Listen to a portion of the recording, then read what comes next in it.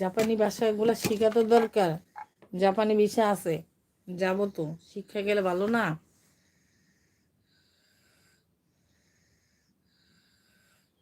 আংটিকে বলো, আমাকে বলো না।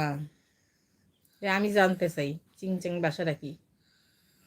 চিংচাং ভাষাটা আমার জানার খুব আগ্রহ, হ্যাঁ না আরো আগের থেকে আসলেই এবার।